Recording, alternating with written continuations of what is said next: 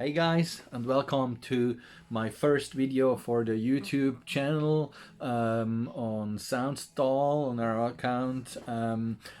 I wanted to do my first video about what mastering really is, because during the lockdown that happened lately, I saw many forums, and I was commenting on many forums and many sites, and I was involved in some discussions, and I saw that there is some confusion about what mastering really does, or what a mastering engineer's job really is, what he can do to your music.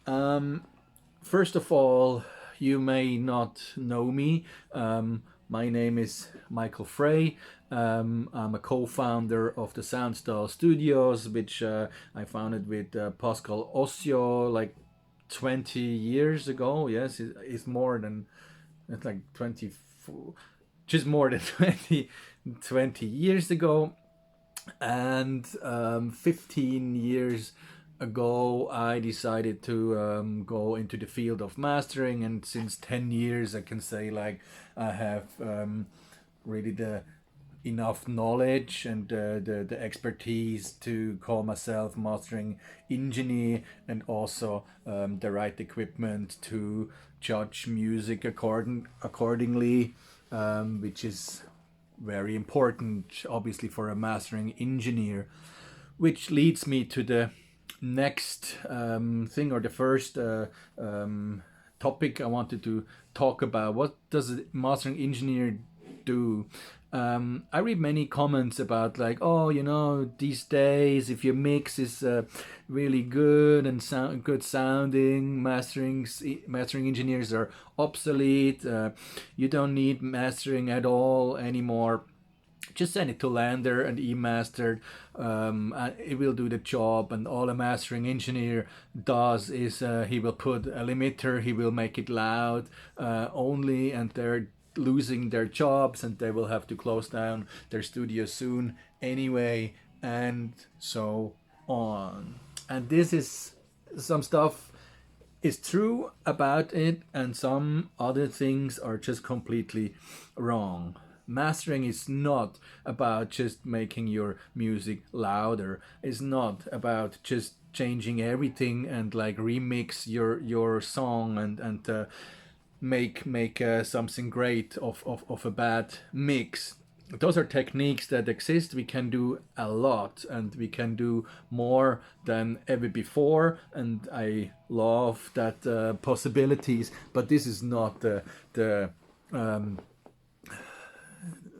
the goal in the end. Making something loud is easy. That's not difficult.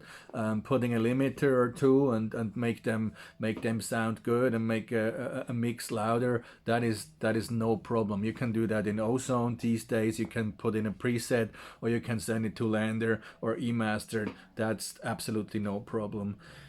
A mastering engineer is, and mastering as itself, as I see it today, we're a kind of quality control.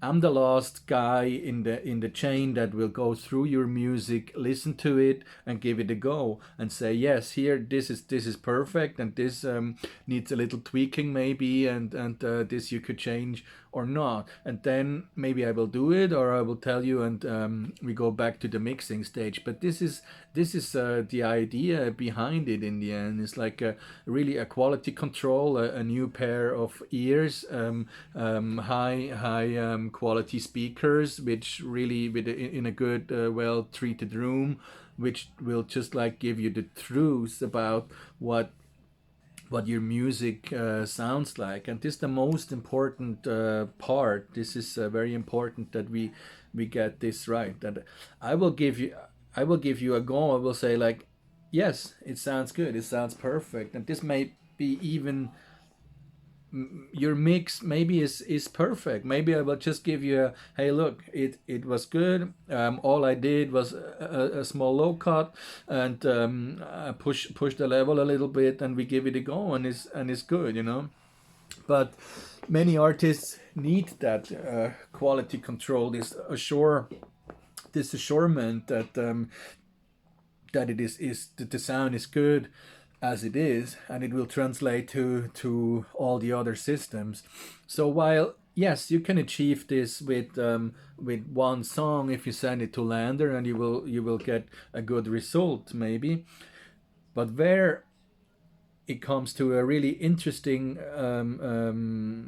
idea of the mastering is, whereas you have a full album, let's say you have 13 tracks, and you want them to sound, all similar. You want them to sound as one in a package, if they're part of a CD, or if they're part of a compilation or something.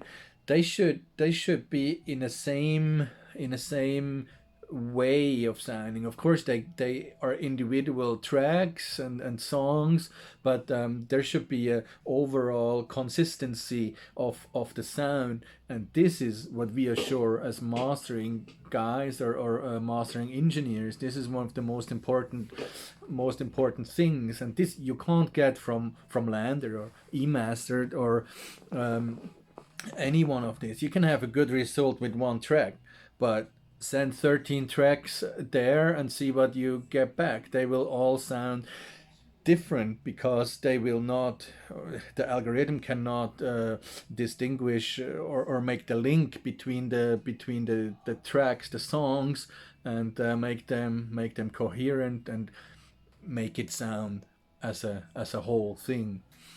And this is an extremely important task for the mastering engineer these days, and still extremely important. So while yes, you can master your stuff yourself, you can use Ozone, you can send it to Lander, can send it to eMastered, all no problem.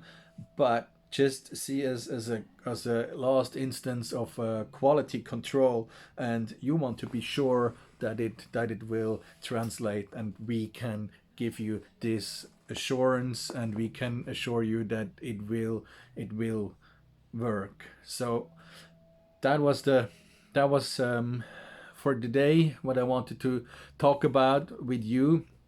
The importance of mastering studios and mastering engineers still, and I'm happy to look forward with what will happen with all those algorithms, and it's also a constant process. The mastering process also for us, it changed. We're working with new tools, we have new possibilities which we didn't have 5 6 years ago.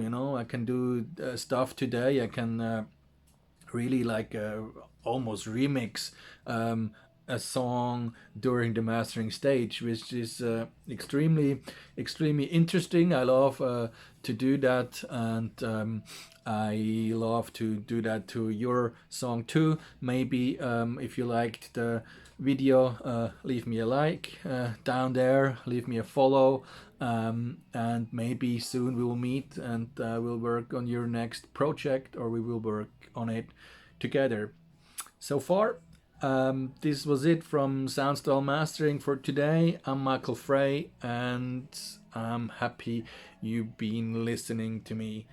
Have a good day, good weekend. Bye bye.